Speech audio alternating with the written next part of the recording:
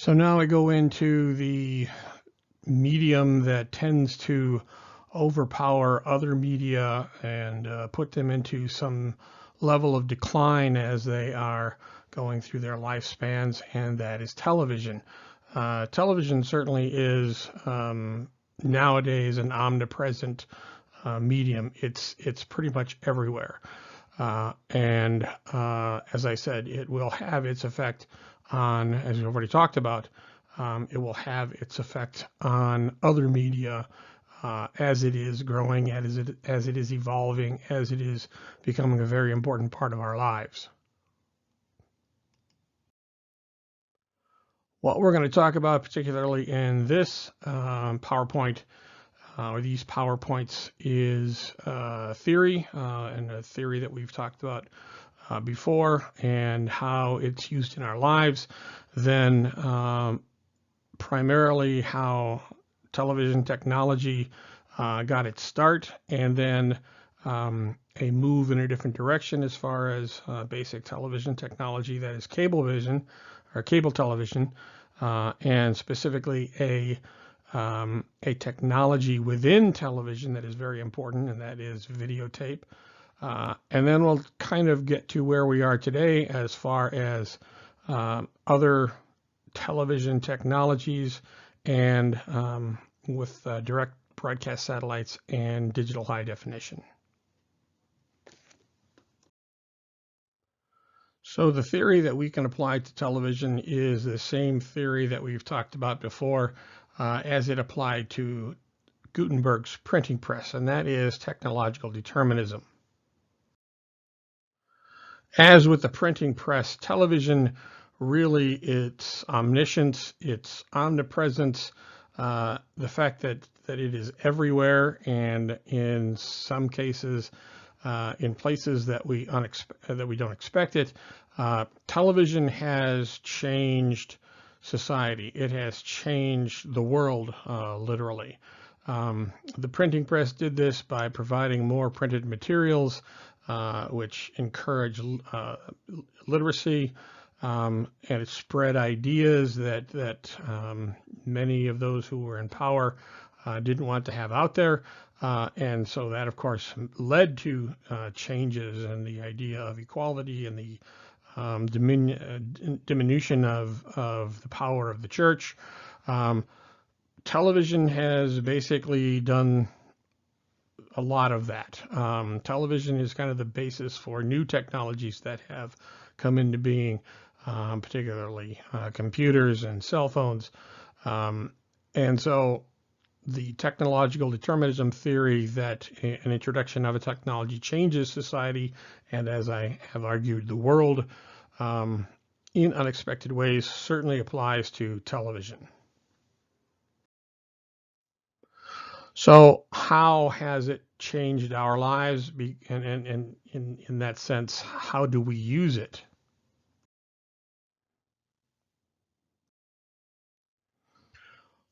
Lots of different ways.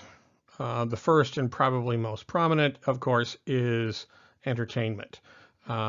Television first was looking for programming, movies that were out of the theaters, that were just kind of sitting on the shelves. Theater or movies became one of the staples of programming for television. Then, as networks were formed, more and more television programs were generated, and these became really kind of the staple as far as entertainment. We'll talk about some of the genres of entertainment television, from dramas to comedies to variety shows to game shows to news. All of these are there for that, and the idea is that they appeal to us, and so we will pay attention to that. And of course, in modern times, television is now available not just on the big bulky television sets that are in our homes, but also now on our cell phones and on our tablets and on our computers. Of course, watching movies at home has changed as well. We've gone from watching having to be in front of the television at a specific time to watch a specific film, to being able to record on videotape, and then to be able to buy or buy movies and watch them in really high quality on DVDs, and then the evolution of recording technologies on DVRs, so that we can watch them at our leisure. The second way that we use television is news and information, and these can be synonymous, but they can also be equally unique. News, of course, the majority of us use television as our primary source of news. Unfortunately, this is to the detriment of newspapers and magazines. And it is primarily because of its convenience and the fact that television news takes us there. It shows us the place and what's going on at the time. So for the vast majority of us, television news is where we get our news, and particularly news that is happening in front of our eyes. Clearly, the most significant event that demonstrates this is 9/11. 81% of the population in the United States saw the towers come down on 9/11 on television, and really kind of to the credit of the anchors who were watching that event happen in front of us. They just kind of shut up and really kind of let the pictures say it all, because there really weren't many words that you could use to describe what was happening. But what's important as well is that a large majority of those turning to television on 9/11 stayed with television as their primary news source. And again, this has led to a decrease in the number of readers of magazines and newspapers, and less listenership for radio. As I said, news and information can be equitable, but at the same time, they can be separated out. Think of information more as the information channels that are available on cable or on satellite as well, and of course nowadays on demand on the internet. Channels like the History Channel, ESPN, the Golf Channel, the Tennis Channel, all of these channels that have specific reasons for being. They have particular topics or particular areas for their programming. And their primary focus is to provide information related to that topic or a variety of topics. This information can be entertaining, but the primary reason for it is to provide information for the viewing audience. Certainly, television has become a social medium. As we've talked about before, radio was a social medium, film was a social medium, and again, the demise or to the detriment of those other media, television became a social media as well. There are different areas that you can look at. One is family interaction. Prior to the popularity of television, the dinner table was where families got together and communed socially and ate and interacted, and telling each other about their days and, what did you learn in school today, Jimmy? The dinner table nowadays very often has a television set in the kitchen, and a lot of people are watching television as they are eating their meals. Think about your family room. You may have a living room which is there strictly for formal entertaining, but you may have a family room where the family basically gets together socially. And then think about how the furniture is configured. Is it configured in a kind of a circle for communication, or is it configured around the television so that everybody in the family can come in and watch television together? Think about what you talk about with your friends with respect to media. There might be something that you saw on television, or maybe there's a program that has become very popular, and because your friends are watching it, you want to watch it too. So very often, what we see on television becomes what we talk about with our friends, with our family. And so it becomes very social in that respect. Certainly, television is economically important to our society. Uh, Billions of dollars change hands every year in advertising, but it's also how we learn about products that we want to buy, or products that are being sold. 25% of all advertising is on television, somewhere around 60 to 70 billion dollars per year.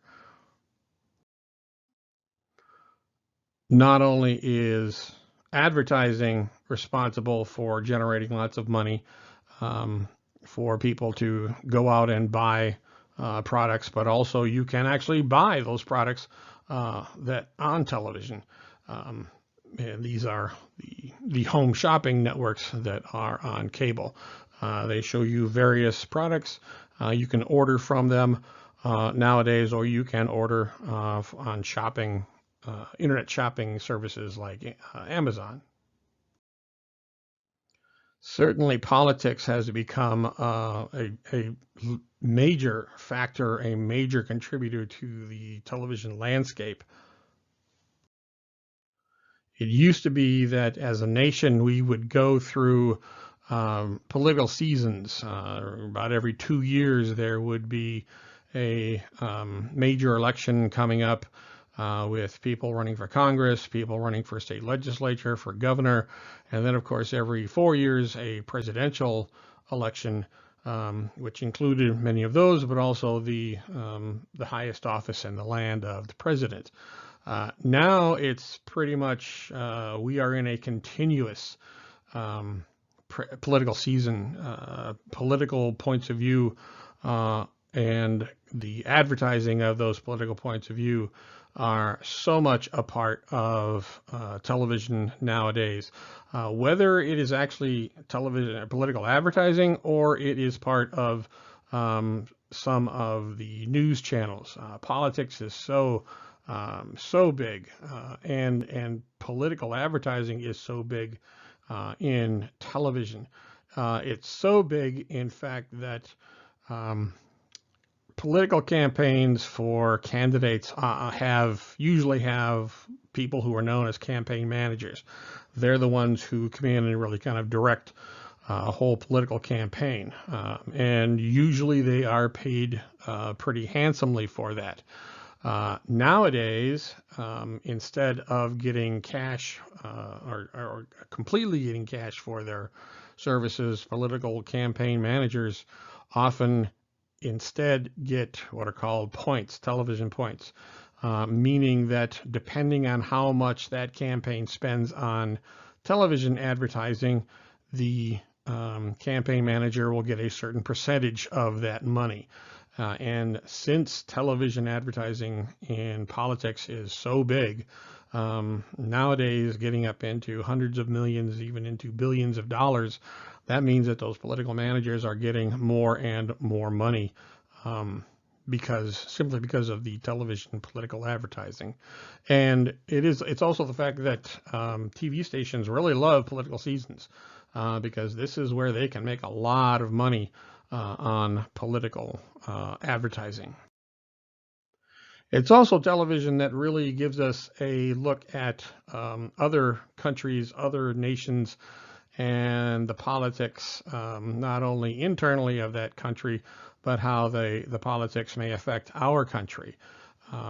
So television has gone not only national in its politics, but also international.